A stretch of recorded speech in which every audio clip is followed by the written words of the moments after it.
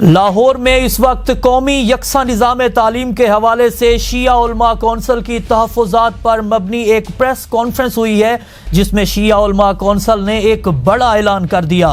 حکومت نصاب تعلیم پر تحفظات دور کرے اور فوراً سنجیدگی کا مظاہرہ کرے۔ شیعہ علماء کونسل کی اس وقت بڑی پریس کانفرنس ہوئی ہے۔ اس پریس کانفرنس میں شیعہ علماء کونسل نے تحفظات پر مبنی ایک ہنگامی پریس کانفرنس میں مقتدر حلقوں اور حکومت وقت کو مخاطب کیا۔ علامہ محمد افضل حیدری، علامہ محمد حسین اکبر، علامہ ڈاکٹر شبیر حسن محسوی، علامہ ناظر عباس تقوی، زاہد علی، علامہ لال حسین نے پریس کانفرنس میں بڑا اعلان کیا۔ یکساں قومی نصاب تعلیم پر فوراً نظر ثانی کی جائے۔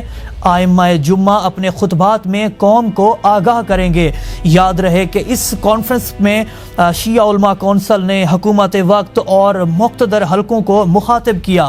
اپنی اس پریس کانفرنس میں باور کرانے کی کوشش کی کہ قومی یکساں نظام تعلیم کے حوالے سے شیعہ علماء پاکستان کے جو تحفظات ہیں اس کے اوپر فوراً عمل درآمد کیا جائے اور حکومت وقت مقتدر حلقے ایک ایسی حکمت عملی اپنائیں کہ جس کے بعد یہ تحفظات دور ہوں۔